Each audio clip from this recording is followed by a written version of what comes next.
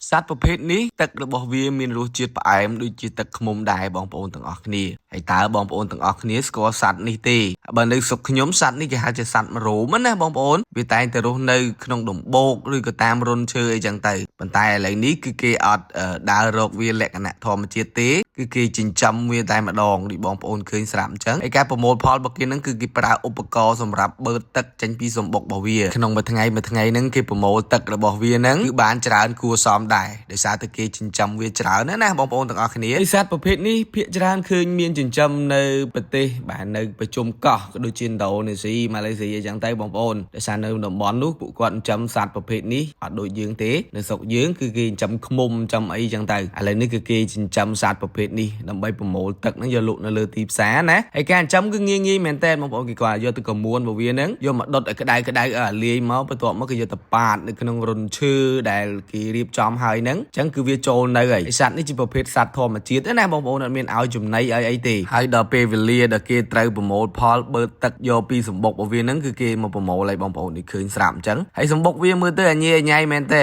សាច់កូនរបស់វាហ្នឹងគឺនៅក្រោមដល់ពេលសម្បុកលំអងក៏ដូចជាទឹករបស់វាហ្នឹងគឺនៅខាងលើហើយមើលទៅស្តៀងសម្បុកកាឌៀដែរណាបងប្អូននេះជាទឹករបស់វាដែលនៅក្នុងសម្បុកបងប្អូនឃើញស្រាប់អញ្ចឹងហើយបើនៅស្រុកយើងភាគច្រើនឃើញមានជីកតាមដំបូកដូចជារុនឈើអីផ្សេងអញ្ចឹងទៅដែលពេលដែលយើងប្រមូលបានរសជាតិវាជូរអែមណាបងប្អូនណាធ្លាប់ហូបជួយខមមិនម្នាក់មួយមែនណាបងប្អូនតើរសជាតិវាបែបណាបាទដូចខ្ញុំនិយាយឬអត់សូមជួយខមមិនម្នាក់មួយផងណាបងប្អូនទាំងអស់គ្នាប៉ុន្តែសត្វប្រភេទនេះឥឡូវហ្នឹងគឺអត់សូវសបោមាននៅក្នុងស្រុកយើងទេយូរជួបសបុកវាមួយទេបងប្អូនបើភាគច្រើនអាចនៅតំបន់ភ្នំតំបន់អីអាចនឹងសម្បូរដោយសារទីនោះវាមានព្រៃស្ដុកស្ដំអញ្ចឹងណាបងប្អូនសម្រាប់នៅយើងនេះតំបន់ជាអត់សូវមានព្រៃនេះពីមុនមានបងប្អូនយូរជួបម្ដងប៉ុន្តែឥឡូវនឹងដូចជាដាច់ពូជហើយអត់ដែលឃើញសោះមិនដែលជួបមិនដែលប្រទេសទេសង្ស័យតែផុតពូជអស់ហើយឈ្មោះហ្នឹងគឺហៅខុសគ្នាបងប្អូនសត្វនេះសម្រាប់នៅស្រុកខ្ញុំគេហៅតែសត្វមរោមហើយនៅស្រុកបងប្អូននឹងគេហៅសត្វអីទេហើយបើដឹងឈ្មោះច្បាស់ជាក់លាក់ជួយខមមិនម្នាក់មួយផងណាបងប្អូនដែលស្គាល់ឈ្មោះសត្វនេះណាហើយឃើញទំនងមែនតើការចិញ្ចឹមរបស់គេហ្នឹងហើយមិនដឹងតែស្រុកគេហ្នឹងគឺយកទឹករបស់វាហ្នឹងយកទៅធ្វើអីទេធ្វើជាឱសថឬក៏យកទៅប្រើប្រាស់ក្នុងអីមួយចឹងណាដែលយើងអត់ដឹងច្បាស់ទេបងប្អូនដោយសារបើសិនជាអាចហ្នឹងលក្ខណៈថាយកទៅបរិភោគប្រចាំថ្ងៃអីមើលទៅចឹងហើយបានថាបងប្អូនទាំងអស់គ្នាការចិញ្ចឹមសត្វវាអត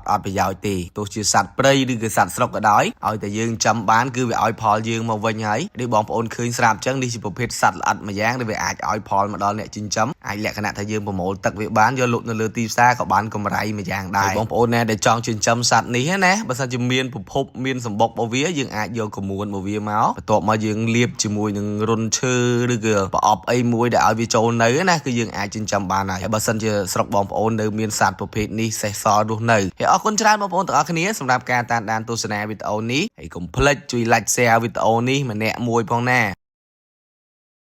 ឮគេថា100ដងមិនស្មើនឹងឃើញផ្ទាល់ភ្នែកម្ដងទេបងប្អូនទាំងអស់គ្នាយើងក៏លេចទៅមើលបរិសម្នាក់នេះគាត់គឺជាអ្នកជំនាញខាងចាប់ពស់ចាប់ស្ដាច់ពស់វែកមួយយ៉ាងធំណាដែលបានចូលនៅក្នុងលូនៅក្នុងផ្សារមួយបងប្អូនឃើញស្រាប់ចឹងហើយការចាប់របស់គេនេះប្រកបដោយវិជ្ជាជីវៈមែនតើមិនចេះចាប់ឆៅទេដោយសារពស់នេះគេចាប់ហើយយកវាទៅប្រឡែងនៅក្នុងព្រៃតំបន់អភិរក្សឬក៏ដាក់ក្នុងសួនសត្វអីចឹងណាគេអាចចាប់វាខ្លាចទៅវារបកស្បែកវាមានបញ្ហាសុខភាពអីចឹងទៅចឹងហើយទើបការចាប់របស់គេនឹងប្រុងប្រយ័ត្នមែនតើគេមានដំណាក់កាលនិងមានវិធីចាប់គេជាមួយនឹងក្រុមការងារដ៏ជំនាញក្នុងការចាប់ពស់នេះដូចបងប្អូនឃើញស្រាប់ចឹងពស់មួយក្បាលនេះគឺកាចមែនតើមកប៉ះវាមិនបានទេដោយសារតែវាចូលក្នុងប្រហោងលូណាបើសិនជានៅក្រៅវិញគឺកាចមែនតើឃើញស្រាប់ហើយក៏កលេចឃើញមនុស្សភ្លាមគឺបកក្បាលរកខំតែម្ដងហ៊ានតែផ្លាត់ស្នៀតឲ្យវាខំត្រូវតែមកចកោមហ្នឹងមិនបាច់ទេបាទសេរីអីវាយអវ៉ាន់ទុកដុតទៅហើយទៅពេទ្យមិនតាន់គឺងាប់ហើយបងប្អូនឃើញស្រាប់គាត់ជំនាញមែនតើបាទគ្នាគាត់ពីរនាក់ហ្នឹងមានម្នាក់ចាប់កតុយម្នាក់ទៀតចលោក្បាលដើម្បីចាប់ហើយការចាប់របស់គាត់ហ្នឹងគឺលក្ខណៈថាដូចជាអត់មានប្រើឧបករណ៍អីសម្រាប់តាក់អីទេគឺចាប់ដោយដៃតែម្ដងណាបងប្អូនឃើញស្រាប់អញ្ចឹងបាទទីគាត់នឹងចាប់ហើយបាទក្បាច់របស់គាត់គឺទំនងមែនតើចលោចាប់ផ្លប់ឃើញថាកាចមែនតើពស់នេះបងប្អូនហើយសម្រាប់បងប្អូនទាំងអស់គ្នាតែហ៊ានចាប់ទេបើសិនជាឃើញណាมันប្រហែលជាមិនហ៊ានចាប់ទេគាត់តែកលេចឃើញតែមិនតាន់ហ្នឹងច្បាស់ជាសេរី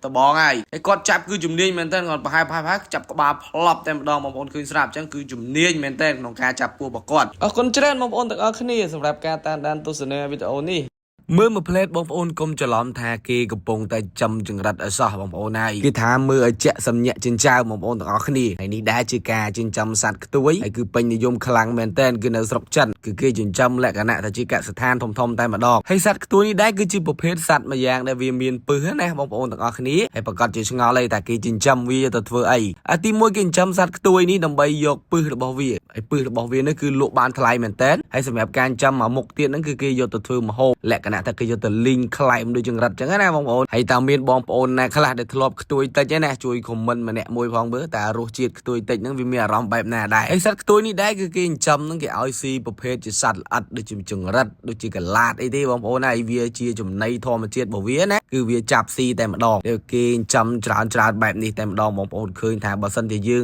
สว่างไอ้จะล้อมตัดเด็กนึกก็ต้องแองจำตัวนี้จะบาดจะบลมล้างสอแต่พเนจไอ้เมียนบองโอนในคลาดได้จับอารมณ์มุกบอลจำตัวนี้ตีไอ้บอสันจะจับอารมณ์แอกจำบ้านคืองี้ส่วนจำแมนเทนสำคัญคือจำบ้านให้มันเนื้อสกยืงดังโยตลุตแน่ที่แต่เบอร์สำหรับเนื้อสกจันคือโดยจีเนื้อสกบอดเตะกินจำให้คือมีนกระไหลลุจังไงบันแทบองโอนต่างออกนี่คือพลายแมนเทนเนื้อสกเก๋นะคือกินจำสัตว์กรุ๊ปบุพเพต่างออกดังใบโยตลุให้มีนพอประโยชน์บกีเรียงคล้วนจังแต่ให้สำหรับในขนมสกยืงบาสัตว์ละอัดได้กินจำลุนั่งเพียบจานคือมีนแต่กระโดบมีนแต่จังรัดมีนแต่กระติลองไอ้ที่บองโอนในกินจำลุนะได้คืนบองโอนเนี่ยได้จำตัวจำไอ้แบบนี้ตีให้เบอร์สันจีเมียนได้คืนหมดดังบองโอนเนี่ยดังจุยของมันมาเนี่ยมวยพองแต่ในขนมสกยืงนั่งมีนกินจำตัวแบบนั่งเรือให้บองโอนประกาศจะชงอเลยแต่กินจำตัวให้ยอปื้อวีนั่งยอแต่ตัวไอ้ปื้อบอกตัวนั่งก็ยอแต่ปลาขนมวิสัยวิจารณ์นะบองโอนต่างกันนี้ให้ประตูไปจับยอปื้อยอไอ้วิหายออกจังอิสราเอลลิงคลายดักมาเตะให้จังเมาเนี่ยนองบอกกีได้ตาบองโอนต่างกันนี้มีบองโอนในคลาสทลบสะ